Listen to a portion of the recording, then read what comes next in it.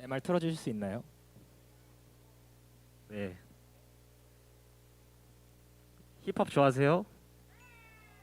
힙합 좋아하세요? 네, 이렇게 목소리가 작으면 못하는데 전도사님이. 힙합 좋아하세요?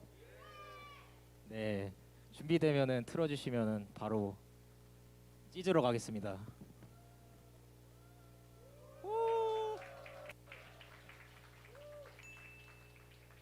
네.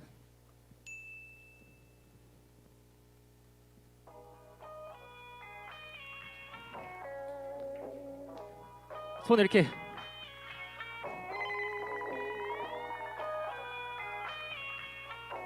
예. 예. 난 핸들이 고장난 8톤 트럭. 내 인생은 언제나 삐딱선. 당신들은 학교에 입학 전 나는 꿈이라는 봄을 찾아 유랑하는 해적.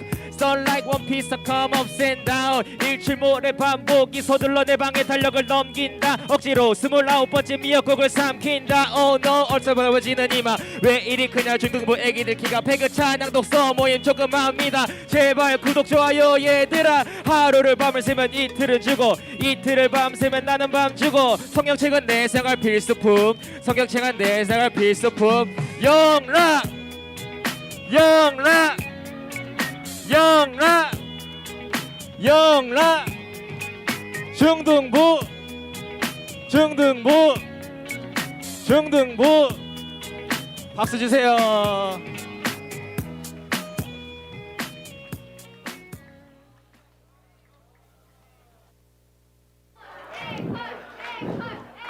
네, 다 보여주면 재미가 없어서 전도사님이 한 번씩 나올 때마다 땡기면 하겠습니다. 네, 영락교회 중등부에 오신 여러분을 환영합니다. 먼저 전도사님이 설교하기 전에 하나 하고 싶은 게 있어요. 안 돼요? 네, 감사합니다. 여러분이 영락교회 중등부 혹시 다 구독하고 있나요? 누가 안 했어요? 그럼 구독하고 좋아요 한 번만 눌러주세요. 근데 그 영락교회 중등부 채널에 설교 영상 올라오는 거 알아요? 그거 전도사님이 편집을 하고 있거든요. 네, 그래서 전도사님이 지금 썸네일 촬영을 하나 할 거예요. 다 아시죠? 유튜브 많이 봤으면 아시죠? 그래서 전도사님이 썸네일 촬영 하나만 하겠습니다. 근데 시작하면은 하나 둘 셋 찰칵 이렇게 한 번만 해주세요. 연습 한번 해볼게요. 시작. 네, 감사합니다. 그러면은 썸네일 촬영 한번 해보겠습니다. 이렇게 하면 어떻게 하면 이쁠까요? 네, 이렇게 해야겠다. 시작. 네, 감사합니다. 네, 혹시 이제 전도사님이 지금 썸네일 촬영할 때 손에 들고 있었던 게 뭔지 알아요? 네, 바로 전도지입니다. 오늘 전도사님이 진행할 설교의 주제가 뭔지 아세요? 뭐라고요? 네, 맞습니다. 전도입니다. 그러면은 전도사님이 정식으로 인사하겠습니다. 2023년 골목길 네 번째 시간 전도에 대해서 설교를 하게 된 정근우 전도사라고 합니다. 반갑습니다.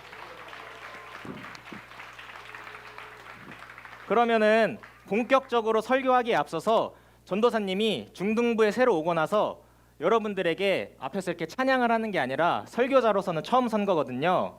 그래서 랩으로 잠깐 설명을 했지만 한 번 더 전도사님에 대해서 간략하게 설명을 하겠습니다. 전도사님이 어디에서 왔을까요? 아세요 혹시? 전도사님 인천에서 왔어요. 혹시 인천에서 온 사람 있어요? 반갑습니다. 인천에서 온 사람 있어요? 반갑습니다. 네, 전도사님 인천에서 왔고요. 이거는 전도사님이 인천에서 고등학교를 다닐 때 사진입니다. 이때도 여러분보다 나이가 많았네요. 선생님들 빼고. 네, 그리고 다음 사진 한번 보여주세요.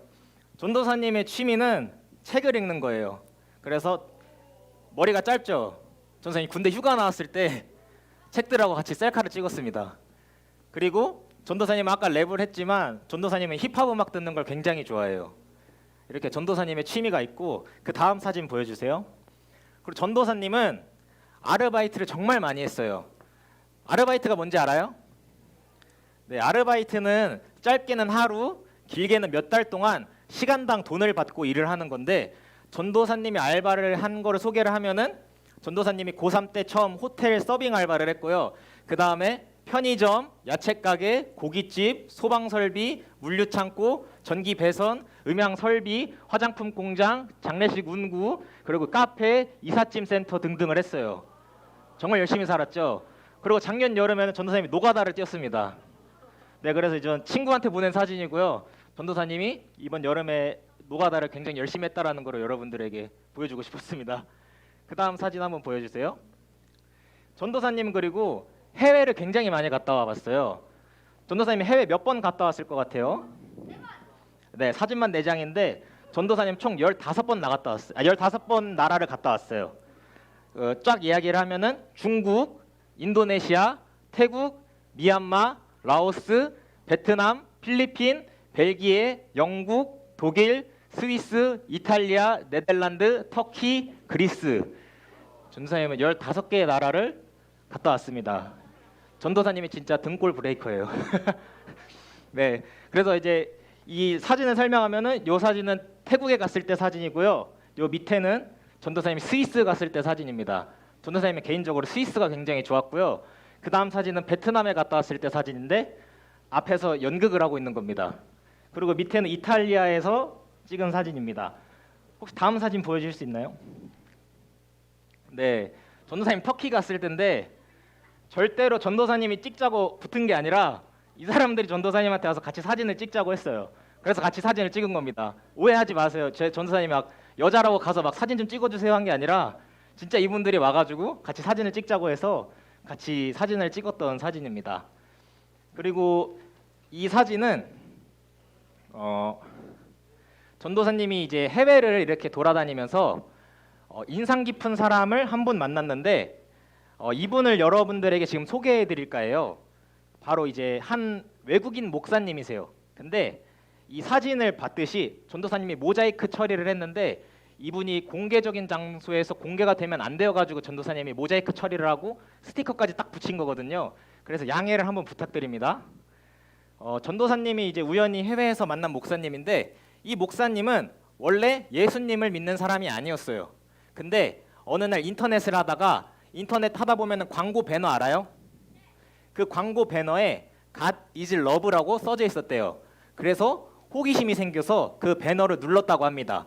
그 배너를 누르니까 하나님이 어떤 분인지 예수님이 어떤 분인지에 대해서 쫙 설명이 나와 있었다고 해요.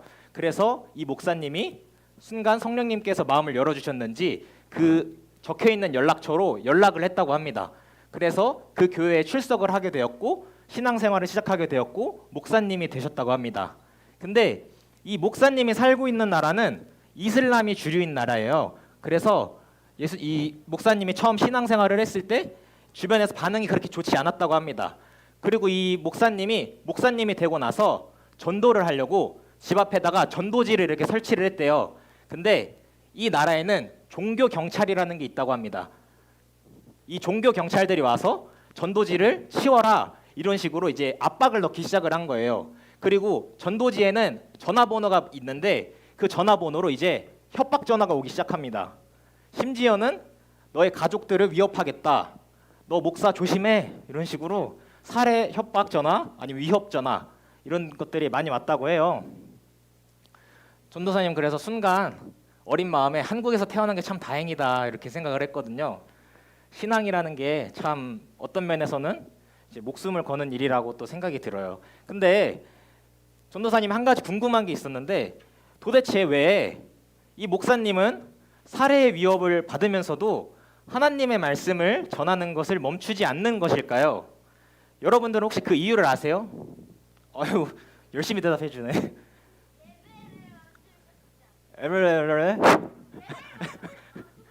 아 그렇죠. 예배를 멈추고 싶지 않아서. 네 감사합니다. 박수 한번 줄까요? 네. 전도사님이 오늘 우리가 나눌 본문을 통해서 그 이유를 설명을 하려고 합니다. 오늘 본문은 예수님이 12제자 중에 한 명인 마태를 부르는 내용입니다. 예수님은 세리인 마태를 만나게 됩니다. 세리는 오늘날로 이야기하면은 세금을 걷는 직업이에요. 당시에 그 세금을 거둘 때 위에서 요구하는 세금보다 더 많은 세금을 사람들에게 요구해서 돈을 챙기는 세리들이 많았다고 합니다. 전도사님이 이걸 쉽게 설명을 하면은 학교에서 2,000원짜리 준비물을 사오라고 했는데 엄마한테 10,000원을 받아서 8,000원을 챙기는 거예요. 여러분 해보셨어요? 저도 안 해봤어요. 네. 그래가지고 그런 식으로 이 세리들이 당시에 가난한 사람들의 돈을 착취를 했다고 합니다. 그래서 그 마태는 나를 따르라는 예수님의 말에 순종을 하였고 예수님을 자신의 집에 초대를 하여서 식사를 대접했다고 합니다. 그리고 그 집에는 많은 세리들과 죄인들이 와서 함께 식사를 합니다. 한마디로 잔치가 벌어진 거죠. 여러분 혹시 생일이나 결혼식 같은 잔치에 친구를 초대할 때 어떤 사람을 초대하나요? 그렇죠. 가족 초대하고 누구 초대하죠? 그렇죠. 친구 초대하죠. 친구나 아니면은 친하게 지내고 싶은 사람을 초대를 하겠죠. 근데 이때 당시에 유대인들도 사회 풍습에 의하면 식사를 같이 하는 것이 단순히 음식을 대접하는 게 아니라 식사를 하는 사람들 사이에서 더 친밀하고 밀접한 관계가 되자 이런 의미였다고 합니다. 한마디로 예수님은 세리와 죄인들과 함께 식사를 하셨으니 그 사람들에게 먼저 다가가신 겁니다. 여기서 바리새인들은 이 식사 장면을 보고 예수님의 제자들에게 화를 냅니다. 9장 11절을 한번 같이 읽어볼 텐데요. 같이 한번 읽어보겠습니다. 시작. 바리새인들이 보고 그의 제자들에게 이르되 어찌하여 너희 선생은 세리와 죄인들과 함께 잡수시느냐? 왜 너희 선생 예수는 가난한 자들의 돈을 야비하게 뺏고 그 돈으로 생활하는 세리들과 함께 식사를 하는 거냐고 따지고 있는 겁니다.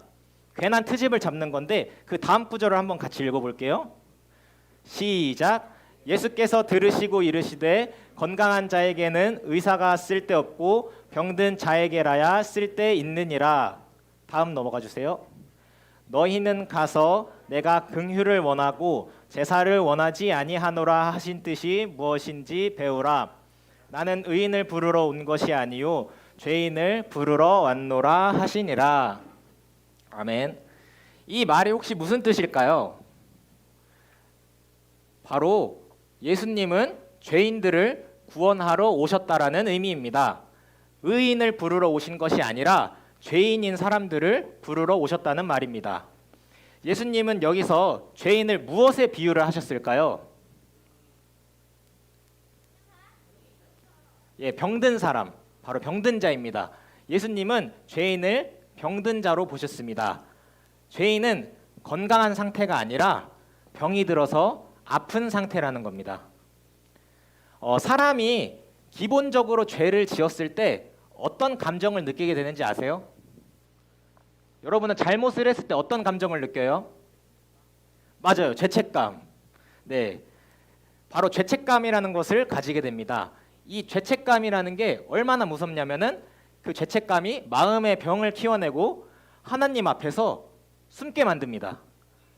하나의 전도사님이 이야기를 들려드릴게요. 전도사님이 핸드폰을 몇 학년 때 샀는지 혹시 맞춰볼 사람? 그래. 저기 뒤에 한번. 네, 분홍 마스크. 뭐라고요? 3학년? 아닙니다. 여기 몇 학년? 1학년? 중학교 1학년? 초등학교 1학년? 빠르다. 아니에요. 혹시 이쪽에서 맞힐 사람 있어요? 누구? 중1? 예, 맞아요. 중학교 1학년 때 전도사님 처음 핸드폰이 있었어요. 그때 전도사님은 슬라이드 핸드폰을 썼었어요. 슬라이드 핸드폰 알아요? 예, 모르죠. 슬라이드 핸드폰을 처음 썼었는데 그때 이제 그 핸드폰을 엄마가 사주면서 전도사님하고 한 가지 약속을 했어요. 어떤 약속을 했냐면은 절대로 길을 걸어 다니면서 핸드폰을 하지 말아라 이렇게 얘기를 했어요. 아마도 핸드폰을 하다가 걸어가면은 기둥에 부딪힐 수도 있고 차가 오는 것을 인지를 못해서 부딪힐 수도 있고 여러 위험 요소들이 많겠죠. 그래서 절대로 걸어다니면서 핸드폰을 하지 말라고 했어요. 근데 당시에 당시에 전도사님이 친구하고 같이 길을 가다가 친구가 핸드폰 게임에 대한 정보를 알려주겠다고 한 거예요. 그래서 전도사님이 순간 1초만 고민하고 바로 핸드폰을 켰습니다. 그리고 같이 핸드폰을 하면서 이렇게 걸어갔어요. 그리고 전도사님이 그 핸드폰을 하기 전에 주변을 살폈을까요? 안 살폈을까요? 예, 아주 열심히 살폈습니다. 이렇게 한 번씩 쑥쑥 보고 아무도 없는 거를 확인을 하고 핸드폰을 바로 열어서 게임을 하고 걸어갔습니다. 그리고 나서 집에 갔는데 전도사님 심장이 터질 듯이 뛰기 시작했어요. 왜 그랬을까요? 그렇죠. 엄마가 봤을까 봐. 엄마 친구가 혹시 봐가지고 전도사님을 일렀으면 어떡하지? 이런 생각을 해서 전도사님이 심장이 막 뛰기 시작한 거예요. 그래서 전화 벨소리만 들어도 전도사님이 움찔움찔하고 그냥 엄마가 근우야 하고 불렀는데 깜짝 놀래가지고 방으로 들어가서 숨었어요. 전도사님이 생각보다 되게 소심합니다. 네, 근데 전도사님이 생각을 곰곰이 해봤는데 주변에 아무도 전도사님을 본 사람이 없는 게 확실하거든요. 근데 전도사님이 왜 두려웠을까 생각을 해봤는데 전도사님이 한 가지 사실을 깨닫게 됐습니다. 알고 보니까 목격자가 한 명이 있었다는 거예요. 그 목격자가 누구일까요? 친구는 공범이겠죠? 옆집 아줌마 아닙니다. 강아지가 우리 엄마랑 대화를 할 수가 있나? 할머니 아닙니다. 바로 하나님도 맞는데 바로 그 목격자는 제 자신입니다. 허무하신가요? 전도사님이 당시에 두려움에 떨었던 이유는 여러 가지가 있겠지만 전도사님 본인이 잘못했다는 사실을 스스로 알고 있었기 때문이에요. 여러분이 어디에서 어떤 죄를 짓던 여러분이 죄를 짓는 순간에 그 자리에 목격자가 반드시 존재합니다. 바로 하나님과 본인, 자기 자신입니다. 그래서 잘못을 저지른 사람은 스스로에 대한 잘못을 인지하게 되고 스스로 자책을 하게 됩니다. 그 죄책감은 사람의 마음을 갉아먹고 사람의 마음을 압박하기 시작합니다. 그리고 결국 모든 것을 아시고 용서하시는 사랑의 하나님 앞에서마저 솔직하지 못하고 숨게 됩니다. 이 이야기가 구약의 창세기에도 나와 있는데 아담과 하와 이야기 아시죠? 네, 아담과 하와가 무엇을 먹으면 안 된다고 했죠, 하나님이? 사과. 네, 선악과입니다. 선악과를 먹지 말라고 했는데 아담과 하와가 선악과를 먹고 나서 어떻게 행동했는지 알아요? 네, 맞습니다. 동산 나무 사이에 자신의 몸을 이렇게 숨겼어요. 아담과 하와도 자기 자신이 지은 죄를 알고 있기 때문에 죄책감이 들어서 숨은 겁니다. 이 죄책감은 하나님 앞에서 숨게 만들고 그 사람을 갉아먹기 시작하고요. 급기야 심각한 상황에 이르면은 마음의 병이 자라나서 자신을 파괴하게 되는 무서운 감정이 죄책감입니다. 그렇다면 우리는 하나님 앞에서 죄를 안 짓고 살아갈 수 있을까요? 근데 네, 혹시 여기서 죄 안 지어본 사람 있어요? 다들 정직하시군요. 한두 명은 손들 줄 알았어요. 네, 우리는 이런 죄와 죄책감의 굴레에서 벗어날 수가 없습니다. 하지만 우리에게는 십자가에서 우리의 죄를 사하신 예수 그리스도가 있습니다.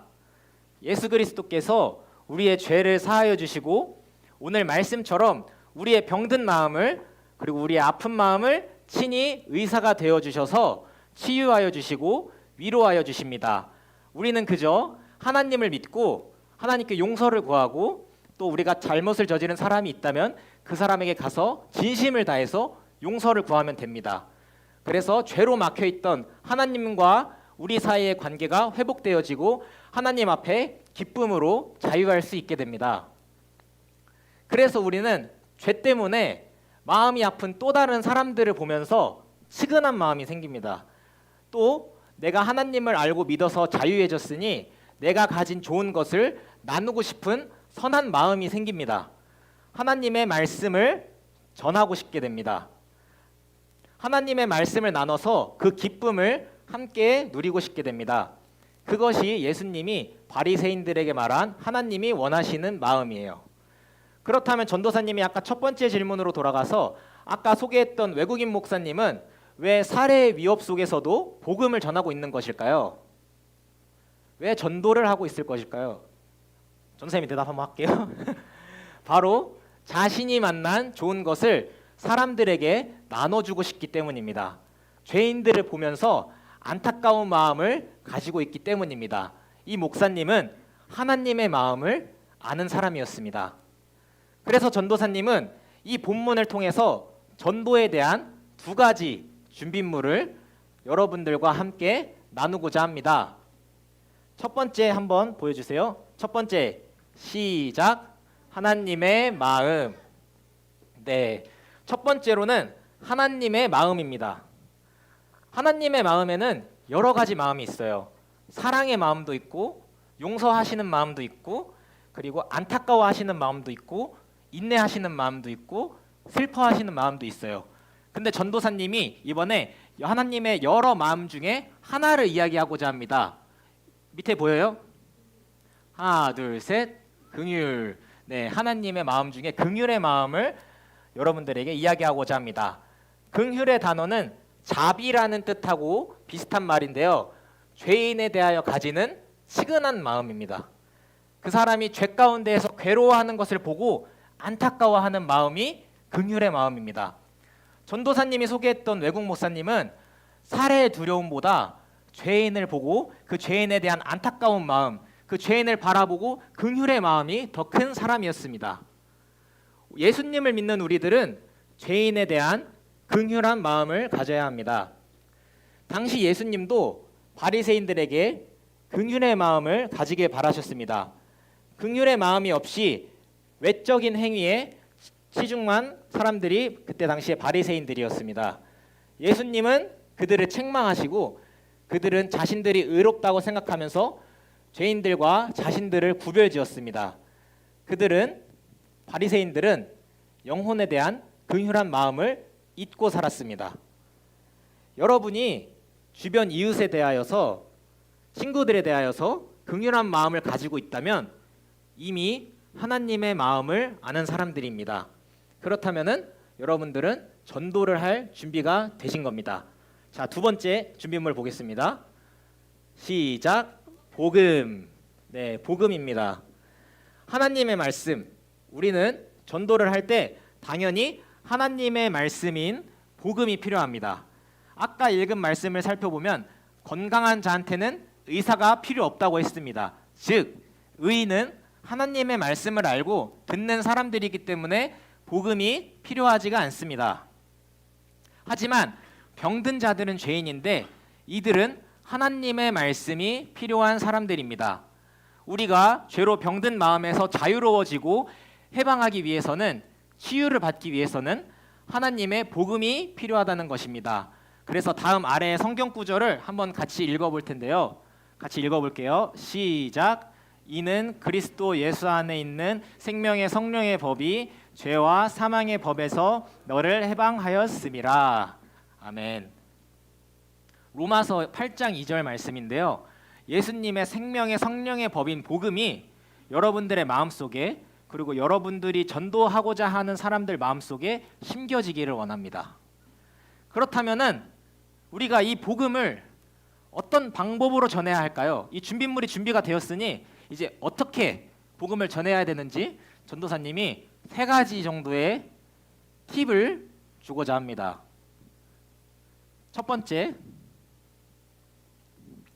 다음 넘겨주세요. 네, 이분들 누군지 아세요? 네. 네, 맞아요. 김혜윤. 옆에 분 누군지 알아요? 네, BY입니다. 전도사님이 랩 잘해요? 이분이 랩 잘해요? 아하하하. 네, 알겠습니다. 대답 잘 들었습니다. 네, 이 두 사람의 공통점은 크리스찬이라는 겁니다. 그리고 여러 시상식에 나갔을 때 하나님께 영광을 돌린다고 하면서 자신들의 한 그런 업적들에 대해서 하나님을 찬양하고 하나님을 많은 사람들 앞에서 하나님의 이름을 높이는 삶을 살고 있는 사람들입니다. 우리도 이들처럼 꼭 유명해질 필요는 없지만 주변 사람들에게 선한 영향력을 끼치는 사람들이 되기를 원하고, 우리가 아는 사람들 중에서 선한 영향력을 끼치는 사람 4명을 전도사님이 알고 있거든요. 네. 네, 그렇습니다. 여러분 박수 한번 주세요. 네, 전도사님이 알고 있는 선한 영향력을 끼치고 있는 4사람입니다. 정말 좋은 일들을 많이 하고 계시고요. 다들 얼굴빛이 굉장히 좋으십니다. 그렇죠? 네, 감사합니다. 네, 그리고 다음은 두 번째로는 이거 아닙니다. 예, 두 번째로는 긍휼한 마음으로 기도하기입니다. 전도사님은 기도가 하나님과의 대화라고 생각을 해요. 사랑으로 우리에게 다가오신 하나님을 향해 우리의 마음을 여는 행위라고 생각을 합니다. 하나님은 언제나 우리의 기도를 들을 준비가 되셨고 이미 우리가 어떤 마음으로 기도할지를 알고 계십니다. 그저 우리는 우리 이웃들에 대해서 긍휼의 마음으로 하나님에게 이야기를 하는 겁니다. 하나님, 제 친구 땡땡땡을 전도하고 싶어요. 근데 이 친구가 어떠한 어려운 상황 속에 있어요. 이럴 때 하나님 어떻게 해야 하는지 우리에게 지혜를 주세요. 하나님께 여러분의 친구나 이웃을 놓고 하나님과 대화를 하는 겁니다. 하나님과 이야기를 하는 겁니다. 그러면은 하나님께서 여러분들의 기도를 듣고 기도를 기억하실 겁니다. 세 번째가 이제 완전 꿀팁인데 혹시 사진 있나요? 이 사진 말고 혹시 그 수련회 사진 있나요? 아이고 말해버렸네. 예. 세 번째 꿀팁은 수련회에 데려오는 겁니다. 마태가 예수님을 따른 이후에 세리들과 죄인들을 불러서 뭘 했다고 했죠? 수련회 말고 예, 밥을 먹었죠. 예, 수련회에 간 게 아니라 같이 식사를 했습니다. 네, 같이 식사를 하고 식사를 했다는 거는 그 마태가 세리들과 죄인들과 함께 예수님을 초청해서 잔치를 벌였다는 이야기입니다. 예수님을 만나고 자기 집에 초대해서 잔치를 했다는 이야기인데요. 왜 이 잔치를 벌였을까요, 마태가? 예? 예수님을 초대했어요. 예수님이 무서워서? 그 무섭다고 이렇게 막 파티를 여나? 친구는 생일 때 무서워서 열어 파티를? 네, 예, 그 마태가 잔치를 벌인 이유는 마태가 예수님을 알게 되었고 예수님을 다른 사람들에게 전하고 싶었기 때문입니다. 우리는 진짜 좋은 것을 알게 되면은 알려주고 전하고 싶어집니다. 좋은 것이 있으면은 나누고 싶은 마음이 있기 때문입니다. 그래서 전도사님이 알기로 여러분들에게 잔치의 기회와 좋은 것을 나눌 기회가 있는데 바로 어디죠? 어디죠? 어디죠? 네, 맞습니다. 바로 수련회입니다. 여러분이 혹시라도 전도를 하고 싶은 친구가 있어요? 처참하군요. 네, 있었으면 좋겠습니다. 오늘 한 명씩 마음속에 새기고 가면 되죠. 네, 여러분이 혹시라도 전도를 하고 싶은 친구가 있거나 아니면은 학교 생활을 하다가 마음이 쓰이는 친구가 있으면은 혹은 친해지고 싶은 친구가 있으면은 수련회에 데려오시면은 금방 친해질 수 있습니다. 네, 좋은 것을 함께 나눌 수 있고요. 그리고 여러분들의 전도가 한층 더 쉬워집니다. 여러분 수련회에 꼭 새로운 친구들 데려와서 예수님을 만나고 좋은 추억을 더해가기를 소망합니다. 아멘. 아멘. 네, 전도사님이 이제 말을 한번 맺을 텐데요. 혹시 아까 말씀 구절 띄워주실 수 있나요? 같이 한번 읽어볼까요? 시작. 오직 성령이 너희에게 임하시면 너희가 권능을 받고 예루살렘과 온 유대와 사마리아와 땅끝까지 이르러 내 증인이 되리라 하시니라. 네, 사도행전 1장 8절 말씀인데요. 부활하신 예수님이 이 땅에 남긴 마지막 메시지입니다. 네, 전도사님은 이 말씀 때문에 전도사님이 되기로 결심을 했어요. 그래서 전도사님은 평생에 하나님의 말씀을 전하는 사람이 되고자 합니다. 여러분들도 성령이 우리 중등부 친구들에게 임하면은 여러분들도 여러분들의 삶의 자리에서 전도를 할 수 있고 예수님의 증인이 될 수 있습니다. 2023년 여러분들이 올 한 해 꼭 한 명의 친구에게라도 예수님이 어떤 분인지를 전하고 나눌 수 있는 친구들이 되기를, 그리고 예수님의 증인으로 사는 중등부 친구들이 되기를 기도하겠습니다. 네, 우리가 이제 다 같이 이 시간 기도를 할 텐데요. 첫 번째는 우리가 먼저 하나님의 마음을 구하는 기도를 드렸으면 좋겠습니다. 하나님, 저에게 긍휼의 마음을 주세요. 죄인들을 바라보면서 안타까워할 수 있는 마음을 주세요. 제 친구들을 바라보면서 어려운 상황 속에 놓인 친구들을 바라보면서 그들을 안타까워할 수 있는 하나님의 마음을 아는 사람이 되게 해주세요. 우리가 다 같이 이것을 놓고 우리 목소리로 기도하겠습니다. 하나님 아버지 감사합니다. 하나님 아버지 우리가 먼저는 하나님 아버지 우리가 하나님 아버지 앞에 긍휼의 마음을 구하기를 원합니다. 죄인들을 바라보며 안타까워하는 마음을 가지기를 원합니다.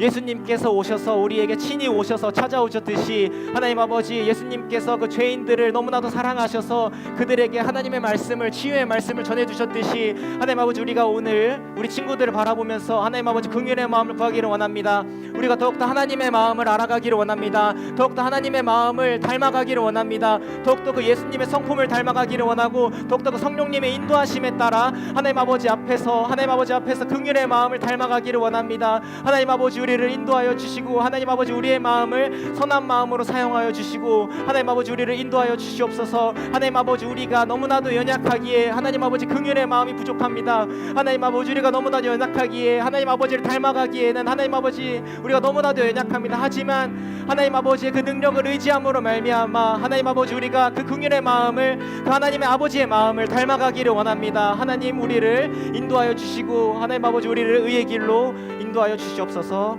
저희가 두 번째로는 기도할 텐데 주변에 친구들을 위해서 기도합시다. 우리 주변을 잘 살펴보면은 굉장히 사정이 어려운 친구들이 있을 거고 굉장히 어려운 상황 가운데 놓인 친구들이 분명히 있을 겁니다. 우리가 그들을 위하여서 이 시간 잠깐 기도하는 시간을 가졌으면 좋겠는데요. 이들이 그 어려운 상황에서 빨리 벗어날 수 있기를, 그리고 그 아이들이 예수 그리스도를 알고 그 복음을 알고 참된 자유함을 누릴 수 있도록, 죄에서의 참된 해방을 누릴 수 있도록 우리가 이 시간 우리 옆에 친구들을 생각하면서 그 친구들을 기억하면서 이 시간 다 같이 기도했으면 좋겠습니다. 기도하겠습니다. 하나님 아버지 감사합니다. 하나님 아버지 우리가 옆 친구들을 위하여서 기도할 수 있는 시간들을 허락하여 주시면 감사합니다. 하나님 아버지 우리가 하나님 아버지 앞에서 우리도 죄인 되었지만 하나님 아버지 우리가 더욱더 간절히 하나님의 마음을 구하고 주변 친구들을 위하여서 기도하는 사람들이 되기를 원합니다. 그 하나님의 마음을 알고 그 하나님의 마음을 닮아가면서 그 하나님 아이들을 하나님 아버지 그 주님께서 보내주신 우리 옆에 보내주신 그 아이들을 위하여서 기도할 수 있는 사람들이 되기를 원합니다. 하나님 아버지 어려운 상황 가운데 놓여 있는 친구들이 있다면 그들을 기억하여 주시옵소서. 그들이 어려운 상황에서 빨리 해방되어서 하나님 아버지 우리가 함께 교회에 가고 함께 예수님을 알고 함께 예수님을 알아가고 또 하나님을 예배하고 찬양하는 삶을 살아가기를 원합니다. 하나님 아버지 우리를 인도하여 주시고 하나님 아버지 인도하여 주시옵소서. 하나님 아버지 우리를 인도하여 주시옵소서. 전도사님이 기도하겠습니다. 하나님 아버지 감사합니다. 오늘 우리가 함께 하나님 아버지의 말씀을 듣고 전도에 대하여서 알아가는 시간을 가졌습니다. 우리가 먼저는 하나님의 마음을 알아가기를 원합니다. 그 하나님께서 죄인들을 바라보면서 예수님께서 죄인들을 바라보면서 그들을 불쌍히 여기셨던 것처럼 우리도 죄 가운데서 몸부림치는 사람들을 보며 긍휼의 마음을 가지기를 원합니다. 하나님, 그리고 우리 주변에 예수님을 믿지 않는 친구들이 있습니다. 우리가 그들을 위하여서 기도하기를 원합니다. 그들 가운데에 복음이 심겨지고 복음이 씨앗이 내려서 그게 열매를 맺어지고 함께 교회에 나와 하나님을 찬양하고 하나님을 예배할 수 있는 시간들이 될 수 있도록 하나님 인도하여 주시옵소서. 예수님 이름으로 기도했습니다.